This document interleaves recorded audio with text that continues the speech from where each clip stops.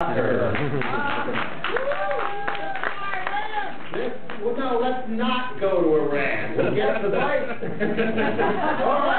All right, we'll do the Iran part first here. The notion that the United States is getting ready to take military action against Iran is completely ridiculous. With that said, all options are on the table. What? Well, they keep denying it, just like they did in Iraq. I'm saying, God, they can't be that crazy, can they? 80% of our military is either pinned down in Iraq or Afghanistan or recuperating from Iraq and Afghanistan. Just how stupid is it to try and invade Iran? Well, the country is 3 times the size of Iraq. Let's go to North Korea. 3 times no, let me talk before I start spacing out here.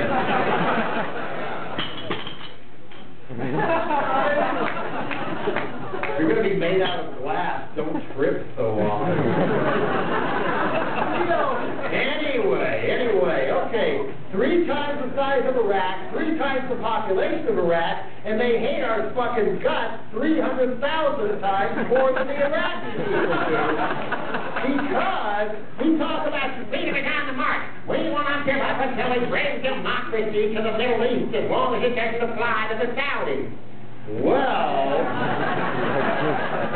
or the Egyptians, or the Emirates, or Kuwait. Remember when my dad liberated them from Saddam Hussein to liberate them and then for democracy? Well, then we put the royal family back on the throne and it was business as usual. Don't mess with Texas. We're seeing the same thing with Iran now, the same kind of propaganda. They were going, they're raiding the insurgents, they're raiding the insurgents, they're raiding with Al-Qaeda, they're raiding with Al-Qaeda. Don't mess with Texas. They're invading Israel. What? Yeah, that would be interesting considering how far away they are. But anyway, did I hear a smell phone? Burn the law. Vibrate. Away with them. Or we all have the right to confiscate it and dismember it. But I like vibrate. Turn off your fucking phone and check first. Okay, moving right along. Freedom, democracy in the Middle East. Well, guess which country used to be a democracy? Iran. Until 1954, when the CIA thought it would be a dandy idea to overthrow the democratically elected Prime Minister, Mohammad Mossadegh, and replace him with this hated monarch known as the Shah. The Shah and his father, even more so, had just been brutally repressive to his own people. And sure enough, we put the Shah in as a favor to the British because Mossadegh was nationalizing the oil that belonged to his people in the first place. And so the Shah, we sold him, since he had money, we sold him all these weapons of medium destruction, torture devices, fighter planes, and he used them on his own people over and over and over again until finally, 25 years later, he was overthrown anyway, in spite of all the predictions by the CIA to the contrary. But by then, the Shah had literally killed off all moderate, secular, non-violent, non-fundamentalist opposition to his rule. And so when people got so mad and the middle class joined in and reached critical mass, the only place they had left to turn to for organized leadership was violent Islamic fundamentalists led by a dude named Ayatollah Khomeini. What do we get from that? The hostage crisis that brought down Jimmy Carter and handed us 8, or should I say 35 long years of Reagan, and then violent Islamic fundamentalist uprisings start catching fire all over that part of the world and beyond. Which makes me wonder how much of this trouble would we and all the innocent people caught in the Middle East be in today if we had left the Iranian people alone in the 1950s and let them elect their own leader. Done.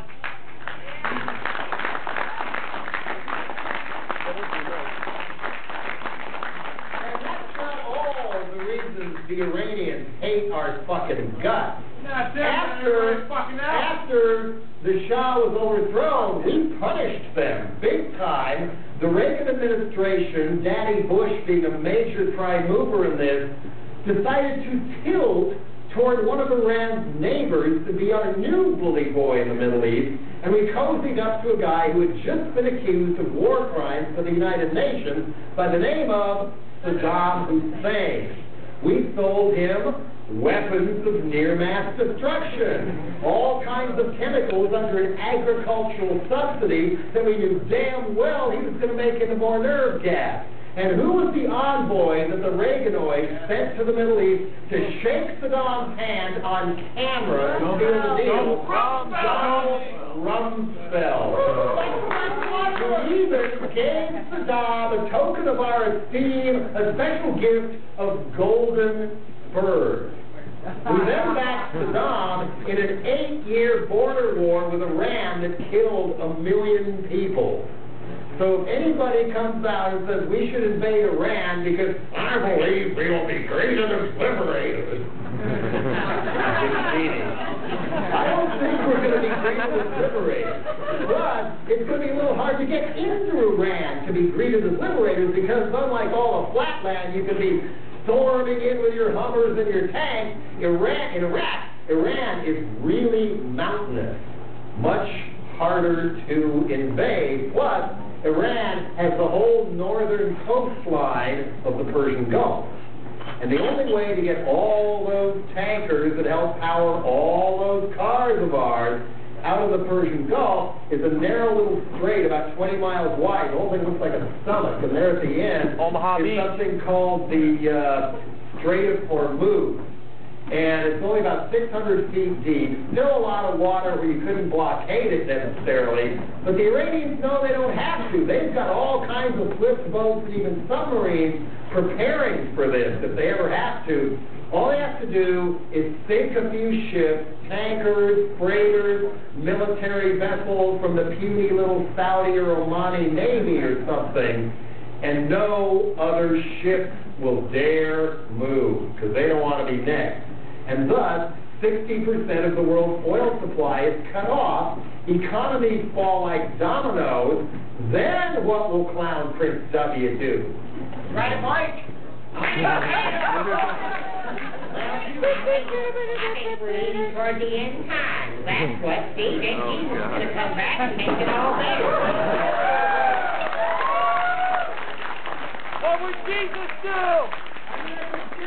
Worry with those people, too. I mean, remember when Reagan's Secretary of the Interior, James Watt, was that's why he wanted that oil drilling and strip mining everywhere, clear-cut everything as fast as possible? What about our children? Oh, by then we will have seen the second coming of the Lord. He actually believes this shit, and so do people like James Baker and Dick Cheney, and the most easily manipulated, Condoleezza Rice is a big holy roller, too. I mean, the Clown Prince was freaking out so bad on a trip on Air Force One back in South America that he was going to miss church. She had to do a service herself in order to call him down.